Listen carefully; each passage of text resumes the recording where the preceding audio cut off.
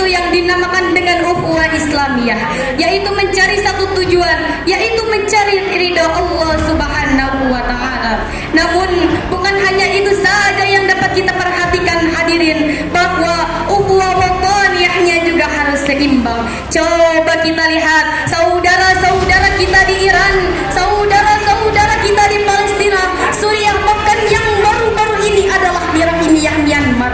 Tapi mereka lemah dalam ukhuwah wataniyahnya, sehingga negara tadi runtuh diluluntahkan oleh pemerintah, tempat tinggalnya dihancurkan oleh orang-orang kejam, masjid tempat bersalawat kepada Nabi Muhammad SAW dihancurkan oleh orang-orang kejam, sehingga kehilangan tempat bersalawat kepada Allah Subhanahu wa taala.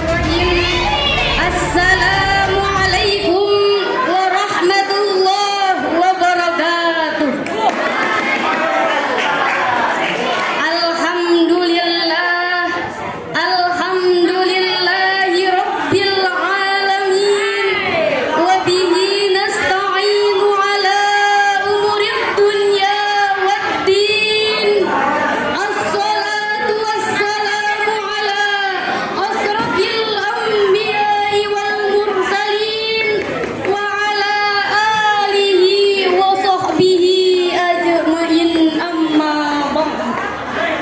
Yang terhormat pimpinan Pondok Pesantren At-Thahiriyah, yang terhormat pengurus Pondok Pesantren At-Thahiriyah, yang saya hormati santriwan dan santriwati yang insya Allah dimuliakan oleh Allah, yang telah memberikan nikmat tak terukur sehingga kita dapat berkumpul dalam tempat yang insya Allah mulia ini.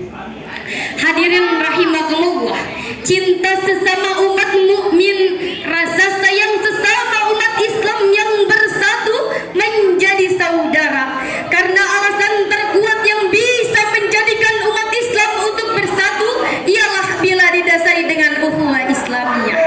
Walaupun berjauhan, beda negara, beda suku, ras dan budaya, tetapi dengan satu keyakinan yaitu akidah, semua perbedaan dapat bersatu.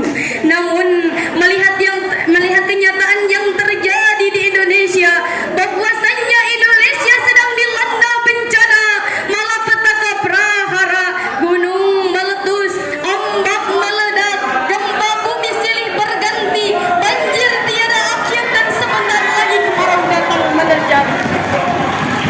Tsunami tiada henti, tawuran antar kota, antar pelajar, antar supporter sepak bola.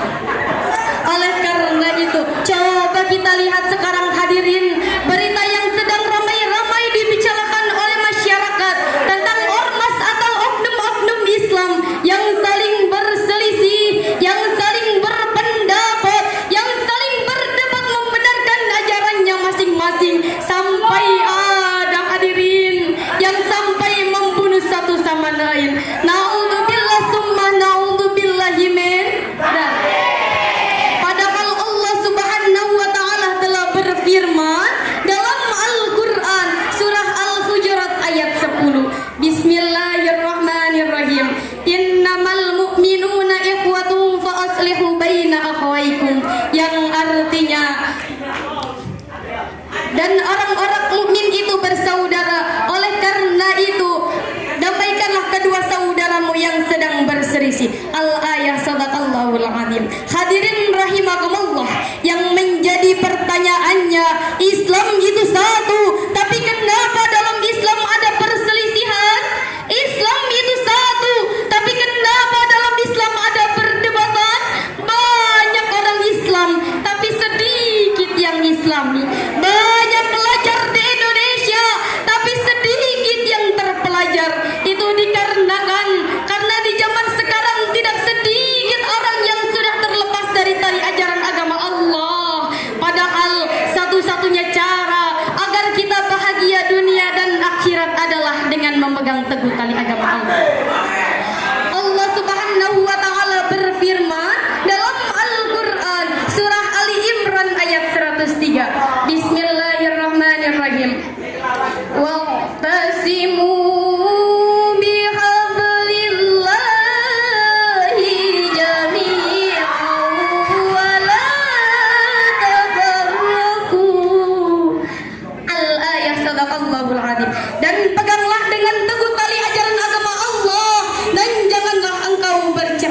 cintai. Hadirin rahimakumullah. Jadikanlah kedua persaudaraanmu itu sebagaimana kedua tangan, yang dimana tangan kiri terluka, tangan kananlah yang mengobati. Tangan kiri memakai jam untuk melihat waktu jam makan, maka tangan kananlah yang bertugas mengambil makan. Itu yang dinamakan dengan ukhuwah Islamiyah, yaitu mencari satu tujuan, yaitu mencari ridha Allah Subhanahu wa taala. Namun bukan hanya itu saja yang dapat kita perhatikan hadirin, bahwa ukhuwah wataniyahnya juga harus seimbang. Coba kita lihat saudara-saudara kita di Iran, saudara-saudara kita di Palestina, Suriah, bahkan yang baru-baru ini adalah di rahimiyah Myanmar. Mereka tidak kalah kuat Islam, ukhuwah wataniyah, ukhuwah Islamiyahnya, tidak kalah kuat iman dan takwanya kepada Allah, tapi mereka lemah dalam ukhuwah wataniyahnya, sehingga negara Nabi runtuh diluluhlantahkan oleh pemerintah, tempat tinggalnya dihancurkan oleh orang-orang kejam, masjid tempat bersalawat kepada Nabi Muhammad SAW dihancurkan oleh orang-orang kejam, sehingga mereka kehilangan tempat bersujud kepada Nabi, kehilangan tempat bersalawat kepada Allah Subhanahu wa taala. Oleh karena itu, marilah kita tingkatkan kembali ukhuwah Islamiyah dan ukhuwah wataniyah kita. Pantas saja hadirin, salah satu imam dalam kitab yang mengatakan agama dan negara adalah saudara kembar yang tidak dapat dipisahkan. Negara adalah pondasi dan agama adalah benteng penjaganya. Oleh karena itu, marilah kita persatukan negara dan agama agar kita hidup dalam kemakmuran dan kesejahteraan. Amin amin ya rabbal alamin. Sebelum saya tutup, marilah kita sama-sama panjatkan salawat kepada Nabi Muhammad SAW. Semoga di tahun yang baru ini, semoga di tahun kemerdekaan yang baru ini kita mendapat syafaat dari Nabi Muhammad SAW. Ayo bareng-bareng. Salam